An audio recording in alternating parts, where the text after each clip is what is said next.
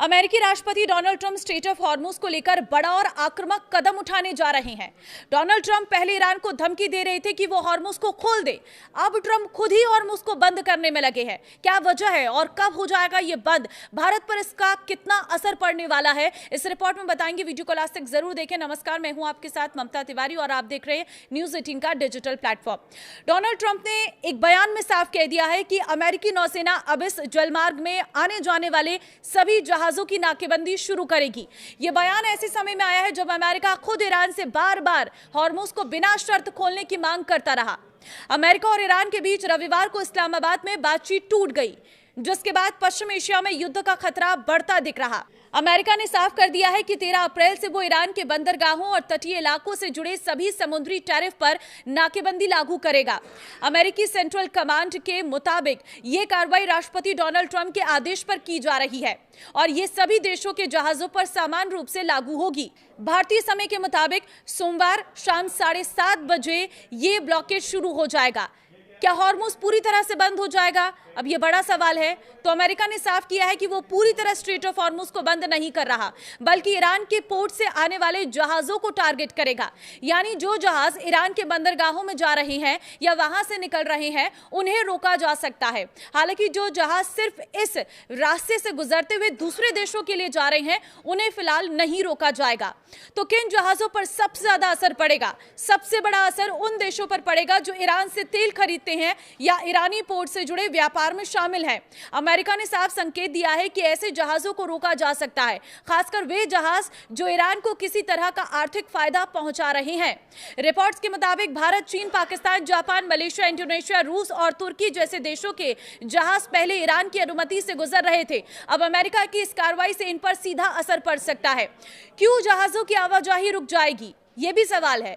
पूरी तरह नहीं, लेकिन जोखिम बहुत बढ़ जाएगा। पहले की तरह कई तेल टैंकर वापस हो चुके हैं। रविवार को पाकिस्तान का भी एक तेल टैंकर यूटर्न ले चुका है। शिपिंग कंपनियों के लिए ये तय करना मुश्किल हो गया है कि वे किस रास्ते से जाएं या नहीं जाएं। बीमा का प्रीमियम बढ़ेगा, देरी होगी और कई कंपनियां वैकल्पिक रास्ते तलाश कर सकती हैं। अमेरिका ऐसा क्यों कर रहा है? इसका जवाब सीधे सीधे दबाव की राजनीति है। अमेरिका ईरान की तेल से होने वाली को रोकना चाहता है, क्योंकि यही उसकी अर्थव्यवस्था और सैन्य गतिविधियों की रीढ़ है। CNN की रिपोर्ट के मुताबिक कई देशों से ईरान टोल ले रहा है, जिससे उसकी कमाई बढ़ रही है। वो $20 लाख तक एक जहाज पर कमा रहा है। ट्रंप प्रशासन का मानना है कि अगर ईरान की फंडिंग रुकती है तो वो बातचीत में झुक सकता है।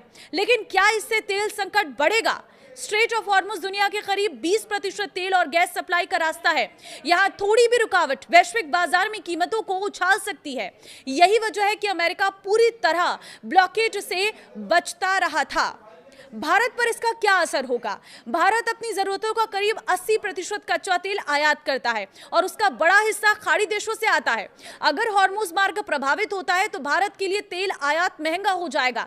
इससे पेट्रोल डीजल के दाम बढ़ सकते हैं और महंगाई पर दबाव आएगा। साथ ही रुपये पर भी असर पड़ सकता है और व्यापार घाटा बढ़ सकता है। यानी ये संकट सीधे आम आदमी की जेब पर असर डाल सकता है। हालांकि भारत अब कच्चे तेल की खरीद में नई रणनीति अपना रहा है। देश ने अपने क्रूड ऑयल बास्केट के फॉर्मूले में बदलाव किया है। अब ओमान और दुबई ग्रेड पर निर्भर रहने के बजाय भारत अन्य देशों से तेल खरीदने के विकल्प को बढ़ाने की तैयारी में है। तो ईरान क्या कह रहा है इस पर, यह भी जान लीजिए। ईरान ने इस कदम को खुली चुनौती माना है। रिवोल्यूशनरी गार्ड IRGC ने चेतावनी दी है कि अगर कोई भी सैन्य जहाज आक्रामक तरीके से आगे बढ़ा तो उसे कड़ा और निर्णायक जवाब दिया जाएगा। ईरान का दावा है कि हॉर्मुज पर उसका पूरा नियंत्रण है और वो किसी भी दुश्मन को घातक जाल में फंसा सकता है। ईरानी सुप्रीम लीडर मोज़्ज़फ़ा खाने के भारत में प्रतिनिधि अब्दुल माजिद हकीम इलाही ने यह कहा है कि ये जलमार्ग किसी एक देश का नहीं बल्कि पूरी दुनिया का है और अमेरिका इसे अपने हिसाब से नियंत्रित नहीं कर सकता। तो क्या इससे सीज फायर टूट जाएगा? हॉर्मुज के ब्लॉकेड से सीजफायर टूटने का खतरा बहुत बड़ा है।